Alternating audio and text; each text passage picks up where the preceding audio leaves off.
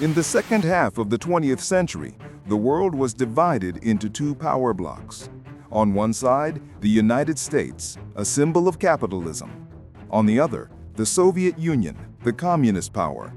It was the Cold War, a conflict without direct battles, but fought in every corner of the planet, with espionage, propaganda, and nuclear threats. But beyond Earth, this war would find a new stage: space. It all began in 1957, when the Soviet Union launched Sputnik 1. A metal sphere with antennas, it silently orbited the Earth, emitting radio beeps that could be heard even by amateur radio operators. It wasn't just a satellite, it was a warning. The entire world realized if the Soviets could launch something into space, they could also launch nuclear warheads anywhere on the planet. The United States was in shock. It was the beginning of the space race. A month later, the Soviets shocked the planet again. Sputnik 2 was launched, carrying the dog Laika, the first living being sent into space. Soviet propaganda painted the achievement as a milestone of science and courage. But behind the scenes, the reality was cruel. Laika did not return. She would die hours later, a victim of overheating.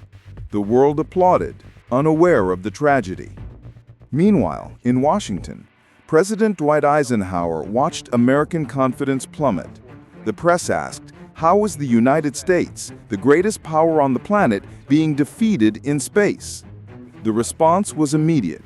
NASA was born in 1958, the agency that would have a single mission: to beat the Soviets in the race for space supremacy. But the Russians didn't stop. In 1961, Yuri Gagarin was launched aboard the Vostok 1 spacecraft and became the first man in space. His phrase, "The Earth is blue," echoed as a triumph. Once again, the Soviets were ahead. Leader Nikita Khrushchev celebrated. Gagarin became a world hero, an icon greater than any general. The United States was being humiliated. But in that same year, a new president entered the scene: John F. Kennedy. Young, charismatic, and visionary, Kennedy issued a historic challenge. In a fiery speech to Congress, he declared, "We choose to go to the moon, not because it is easy, but because it is hard." It was the turning point. The goal was not just to catch up with the Soviets, but to surpass them with an achievement so grand that no one could ever again question American power. Kennedy put all his cards on the table with this declaration. Do you think it was a brilliant gamble or a desperate risk? Leave your opinion in the comments below. And so began the Apollo program, a monumental effort that mobilized hundreds of thousands of scientists, engineers, and military personnel. But the path would not be easy. In 1967, a fire in the Apollo 1 capsule killed 3 astronauts during a ground test.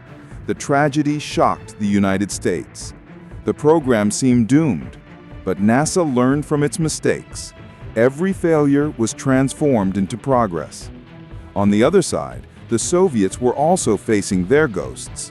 The Soviet lunar program was conducted in a rush, marked by rocket failures, explosions, and deaths hidden by censorship. In propaganda, everything seemed perfect. In reality, the Soviets were stumbling. The race to the moon was becoming increasingly desperate. In 1968, the Apollo 8 mission accomplished something unprecedented. For the first time, human beings orbited the moon.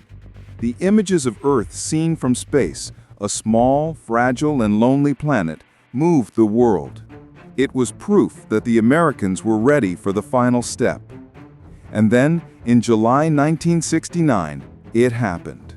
The Saturn V, the most powerful rocket ever built, carried 3 astronauts into space: Neil Armstrong, Buzz Aldrin, and Michael Collins. The world stopped to watch.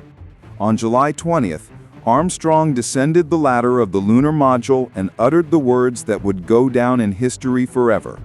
That's one small step for man, one giant leap for mankind. In that instant, the United States won the space race. The American flag planted on the moon was not just a scientific symbol, it was a political statement. Capitalism had triumphed over communism on the grandest stage possible, space. But the story doesn't end there. What few people know is that the space race was marked by dark secrets. Failed tests, disappeared Soviet cosmonauts, covered-up deaths. There are records of cosmonauts who were allegedly sacrificed in experimental flights, whose names never appeared in history books. Conspiracy theories emerged, claiming that the Americans never landed on the moon, that everything was filmed in secret studios. For some, it's just paranoia. For others, a clue that the Cold War manipulated even the stars. And you? Which side of this story are you on? Do you think the conspiracy theories about the moon are just rumors, or is there something they never told us? The fact is, after Apollo 11, the Soviets never reached the moon. Their lunar program was abandoned, and the USSR focused on space stations. The United States conducted more landings, but over time, public interest waned. The last man left the moon in 1972. Since then, no human has returned. The space race ended without applause, won, but also forgotten.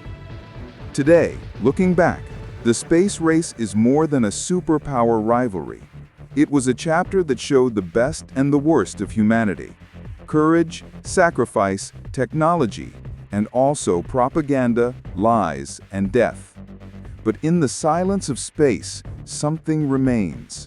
The moon still holds the human footprints, solitary and untouched. A reminder that in the midst of a war without bullets, humanity dared to dream higher than ever. And perhaps one day, this race will begin again, not between communism and capitalism, but between nations, corporations, and even billionaires. Because space continues to be the next battlefield, and who knows, the next stage for human destiny. The first space race changed the world, but the new one is already happening. If you want to understand who the new players are and what's at stake, subscribe to the channel and turn on notifications so you don't miss our next video on the topic.